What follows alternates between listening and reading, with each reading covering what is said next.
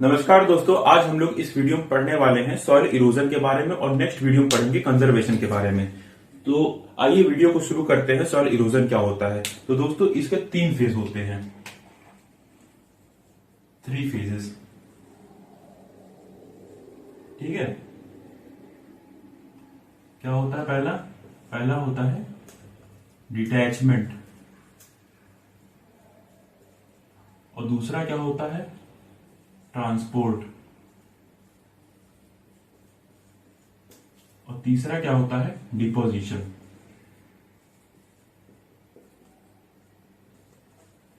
तो सबसे पहले क्या होगा? जब भी सॉइल इरोजन होगा तो सॉइल जो होगी वो डिटैच होगी। तो सबसे पहले डिटैचमेंट होगा, मतलब अलग होगी।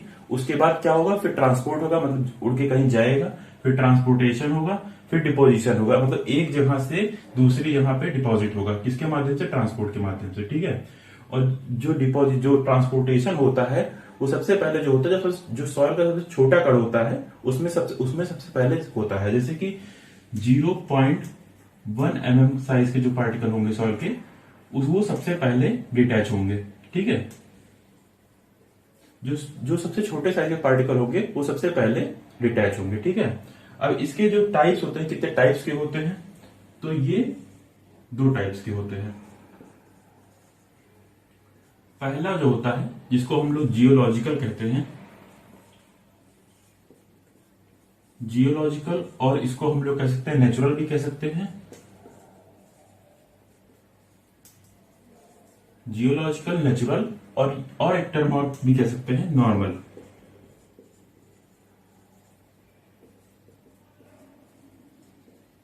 तो इसका कई सारा नाम है, जियोलॉजिकल, नेचुरल, नॉर्मल। ठीक है। और दूसरा जो होता है, दूसरे टाइप का जो इरोजन होता है वो होता है एक्सेलरेटेड, या फिर हम लोग कह सकते हैं एंथ्रोपोजोनिक। एंथ्रोपोजोनिक। ठीक है, एंथ्रोपोजोनिक इरोजन। ये 2 टाइप के होते हैं, नेचुरल, जियोलॉजिकल और एक्सेलरेटेड या एंथ्रोपोजोनिक इरोजन कहते हैं। ठीक है। जो इरोजन जो होता है, सॉइल फॉर्मेशन कम मतलब सॉइल फॉर्मेशन ज्यादा होगी, और सॉइल इरोजन कम होगा। तो ये जो होगा इसमें कोई लॉस नहीं होगा, क्योंकि सॉइल जो फॉर्म हो रही है वो ज्यादा हो रही है और इरोजन कम हो रहा है, तो इन्वायरमेंट को कोई लॉस नहीं होगा। ठीक है। अब आइए पढ़ते हैं टाइप्स ऑफ इरोजन के बारे में। तो 3 टाइप्स के इरोजन होते हैं। पहला वाटर इरोजन, दूसरा विंड इरोजन और तीसरा वेव इरोजन। तो सबसे पहले कवर करते हैं वाटर इरोजन के बारे में। वाटर इरोजन क्या होता है और उसके टाइप्स के बारे में। ठीक है।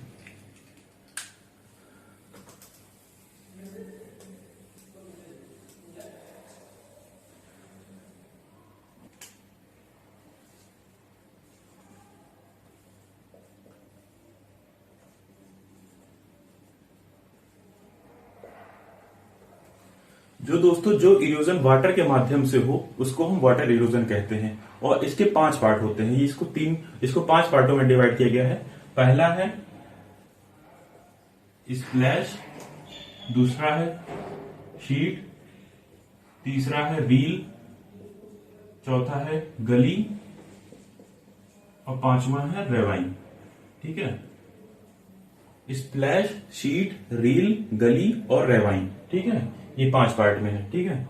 अब पहले आइए सबसे पहले पढ़ते हैं स्प्लैश इरोजन क्या होता है। तो स्प्लैश इरोजन क्या होता है? ठीक है। जब भी कोई मतलब जब रेनफॉल पड़ती है, जैसे ये वाटर इरोजन है, रेनफॉल पड़ती है, जो सबसे पहला इम्पैक्ट जो होता है उस पे जो सॉइल जो इरोड होती है, उसी को जो इम्पैक्ट पड़ता है उसको हम स्प्लैश कहते हैं। ठीक है। और ये बाउंस कर सकता है, जो सॉइल के पार्टिकल्स होंगे ये बाउंस कर सकता है लमसम ये 60 सेंटीमीटर तक सॉइल के पार्टिकल को बाउंस कर सकता है, बाउंस। और ये दूर कितने तक पहुंचा सकता है? तो ये 1.5 मीटर तक ये डिस्टेंस को, मतलब सॉइल के पार्टिकल को है, ये डिटैच करके दूसरी जगह तक पहुंचा सकता है। ठीक है। और वही बात करते हैं, अब स्प्लैश हो गया। अब बात करते हैं शीट इरोजन की। ये मोस्ट इंपॉर्टेंट है वाटर इरोजन में। ठीक है, सीट इरोजन इसे कहते हैं। तो सीट इरोजन क्या कहते हैं, जो रिमूवल होता है, removal of top soil particle, top soil particle, removal of top soil particle को हम सीट इरोजन कहते हैं। और ये जो होता है ये अननोटिस्ड होता है, इसको फार्मर नोटिस्ड नहीं कर पाता है, अननोटिस्ड इरोजन होता है। ठीक है, और ये मोस्ट डेंजरस होता है, ये मोस्ट डेंजरस होता है। और किस किस सॉइल में ये सबसे ज्यादा मतलब हानिकारक होता है, किस किस सॉइल को सबसे ज्यादा प्रोन करता है, तो वो होती है दोस्तों, वो रेड सॉइल में सबसे ज्यादा देखने मिलता है और ब्लैक सॉइल में। ठीक है, रेड सॉइल और ब्लैक सॉइल में सबसे ज्यादा देखने मिलता है। अब स्प्लैश हो गया, शीट हो गया, अब बात करते हैं रील इरोजन के बारे में। ठीक है, रील इरोजन के बारे में, ये तीसरा है। इसमें क्या होता है, छोटे छोटे चैनल डेवलप हो जाते हैं, स्मॉल चैनल डेवलप हो जाते हैं। और ये जो चैनल की साइज जो होती है वो लेस देन जो होती है 30 सेंटीमीटर होती है। ठीक है, 30 सेंटीमीटर से लेस होते हैं। और इसको जो है, इसको अगर हम टीलेज करेंगे तो इसको हम इंप्रूव कर सकते हैं, इसको हम सही कर सकते हैं। मैनेज्ड बाई टीलेज ऑपरेशन से इसको सही किया जा सकता है। ठीक है, ये तीनों हो गया, स्प्लैश, शीट, रील। अब बात करते हैं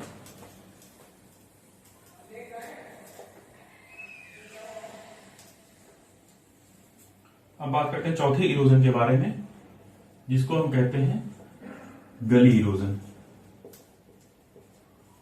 गली इरोजन। ठीक है, इसमें क्या होता है, जो रील होती है वो जो डेवलप हो जाती है वो ग्रेटर देन 30 सेंटीमीटर से ज्यादा साइज हो जाती है। जो रील की जो साइज होती है वो 30 सेंटीमीटर से ज्यादा हो जाती है। और स्मॉल कई सारे चैनल जो होते हैं वो इंटरकनेक्टेड हो जाते हैं। और इसको जो है, इसको टीलेज ऑपरेशन से, टीलेज से नहीं सही किया जा सकता है, इसको टीलेज ऑपरेशन करके सही नहीं किया जा सकता है। ठीक है, अब उसके बाद जो आता है पांचवा जो होता है स्टेज जो होता है वो होता है रेवाइन, रेवाइन इरोजन। जो जैसे कि रील से गली बना, अब गली से रेवाइन बनेगा।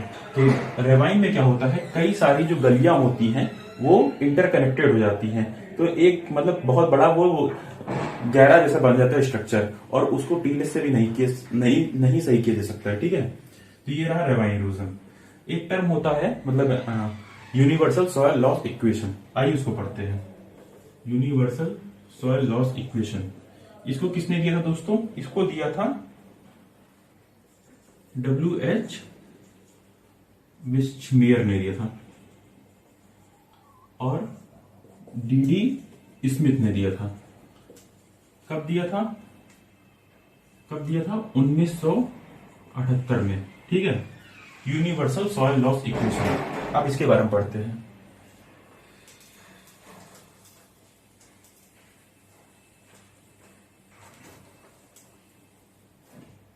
यूनिवर्सल सॉयल लॉस इक्वेशन क्या होता है, USLE।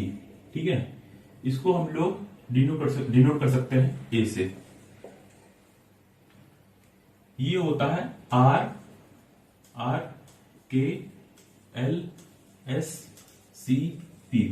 ठीक है, ये कई सारे फैक्टर हैं इरोजन के, तो वो सारे फैक्टर को डिनोट किया गया है। R से जो डिनोट किया जाता है वो होता है रेनफॉल इरोसिविटी, एबिलिटी। ठीक है, इरोसिविटी मतलब एबिलिटी। और जो K से डिनोट होता है सॉयल इरेडिबिलिटी,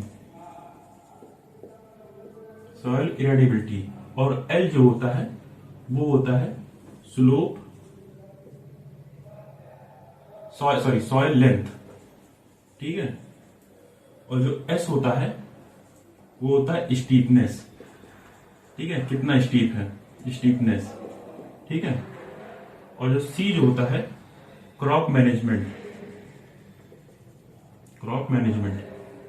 ठीक है, और जो P होता है practice control under erosion, erosion control practices,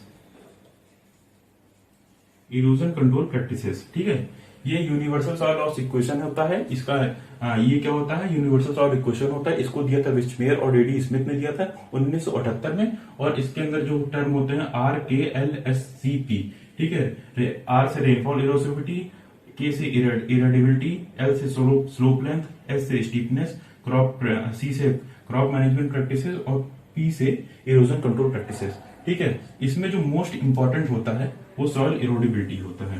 ठीक है, इसका मतलब होता है कि सॉइल इरोडिबिलिटी का मतलब क्या होता है, एबिलिटी और susceptibility of soil to be eroded, मतलब कितनी एबिलिटी है कि वो इरोड हो सकता है, वो मतलब अलग हो सकता है। ठीक है, और इसकी जो वैल्यू होती है ये वेरी करती है 0 से 0.6 तक। ठीक है, 0 से 0.6 तक। इसके बारे में किसी और वीडियो में पढ़ेंगे जब हम लोग कंजर्वेशन जब पढ़ेंगे, सॉइल कंजर्वेशन पढ़ेंगे तो उसके बारे में डेप्थ से पढ़ेंगे। ठीक है, अभी रफली बता दे रहे हैं।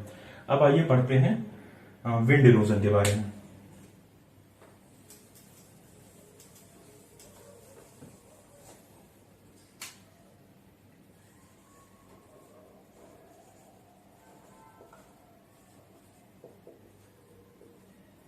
तो दोस्तों विंड इरोजन क्या होता है, जो इरोजन विंड के माध्यम से होती है उसे हम विंड इरोजन कहते हैं। ठीक है, इसके तीन टाइप हैं, सॉल्टेशन, सस्पेंशन और सरफेस क्रीप। तो सबसे पहले हम बात करते हैं सस्पेंशन के बारे में। ठीक है, तो सस्पेंशन क्या होता है,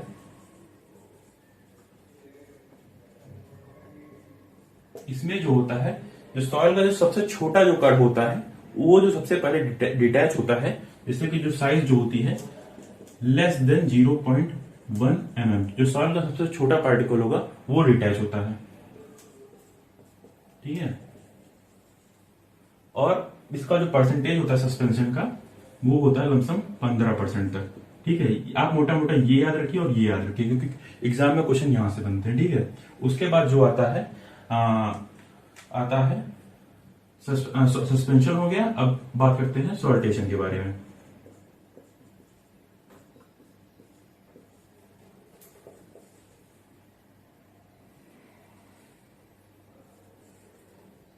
इसके जो पार्टिकल का जो रेंज होता है वो होता है 0.1 से 0.5 mm के बीच में। ठीक है, और इसमें जो इसका जो जैसे कि इसका जो पार्टिकल साइज होता है 0.1 से 0.5 तक होता है, और जो इसका जो इरोजन जो परसेंटेज होता है वो होता है 50 से 75% तक। ठीक है, 50 से 75% तक, और जो साइज होता है 0.1 से 0.5 तक होता है। अब बात करते हैं सरफेस क्रीप की। सरफेस क्रीप ये तीसरा है। ठीक है, इसमें जो होते हैं, जो साइज होते हैं, सबसे बड़े साइज के होते हैं। ठीक है, 0.5 से 2 mm तक, सॉरी मैंने यहां पे m लिख दिया था, 0.5 से 2 mm तक साइज होती है। ठीक है, इसमें जो होता है सॉल्टेशन 50 से 75% तक, इसमें 15% तक, और जो दोस्तों इसमें होता है सरफेस क्रीप में, ये होता है इसमें 5 से 25% तक इरोजन होता है। इसमें 15% सस्पेंशन में इरोजन, इसमें 75% तक, इसमें 5 से 25% तक। अब आइए पढ़ते हैं वेव इरोजन के बारे में।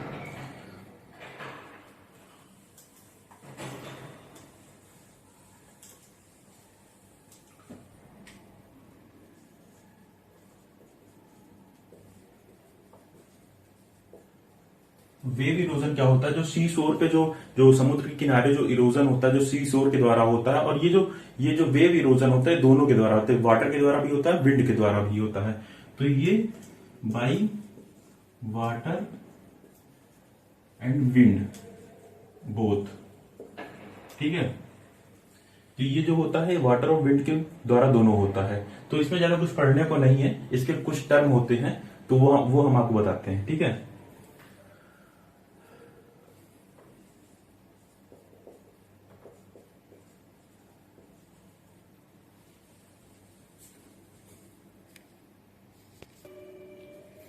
तो दोस्तों वेव इरोजन पढ़ रहे थे, तो इसमें सॉइल ट्रांसपोर्टिंग एजेंट और उसको कहते क्या है। तो जो इरोजन करती है, रिवर जो करती है, उसको हम कहते हैं एलुवियम, जो रिवर के द्वारा इरोजन होता है उसको हम कहते हैं एलुवियम, और जो लेक के द्वारा वो इरोजन होता है उसको हम लोग कहते हैं लैकुस्ट्राइन, लैकुस्ट्राइन, ठीक है। और जो सी के द्वारा इरोजन होता है उसको हम लोग कहते हैं मैराइन, ठीक है। और जो विंड के द्वारा इरोजन होता है, इसमें दो है, विंड, जो विंड सैंड के द्वारा होता है उसको हम लोग कहते हैं एओलिन, और तीसरा और जो विंड जो सिल्ट के द्वारा होता है उसको हम लोग लोएस कहते हैं, और जो ग्रेविटी के द्वारा होता है उसको हम लोग कहते हैं कोलुवियम। ग्रेविटी के द्वारा जो होता है उसको हम लोग कहते हैं कोलुवियम, और जो आइस के द्वारा इरोजन होता है उसको हम लोग कहते हैं मोरेन, ठीक है। इसमें लोग जो होते हैं, जो विंड वाले, जो सैंड और सिल्ट वाले हैं, इसमें लोग कंफ्यूज होते हैं। तो आपको एक रटने का तरीका बता देते हैं। जिसमें सैंड में ए आ रहा है तो ए से क्या होगा एओलिन, और सिल्ट में एल आ रहा है, एल आ रहा है तो एल से क्या हो गया लोएस। रटने का तरीका आप अपने भी तरीके से रट सकते हैं। तो सैंड में ए आ रहा है तो एओलिन, और सिल्ट में एल आ रहा है तो लोएस हो गया, ठीक है। इसमें ये जो पॉइंट है ये बहुत मोस्ट इंपॉर्टेंट है, यहां से क्वेश्चन आते हैं। और जो मैंने आपको विंड इरोजन पढ़ाया उसमें सॉल्टेशन, सस्पेंशन, इसके जो इरोजन परसेंटेज है ये आप कवर कर लीजिए, ये मोस्ट इंपॉर्टेंट पॉइंट है। और नेक्स्ट वीडियो हम लोग कवर करेंगे सॉइल कंजर्वेशन के बारे में। तो अगर आपको वीडियो अच्छी लगी हो तो हमारे चैनल को ज्वाइन करें और सब्सक्राइब करें। धन्यवाद।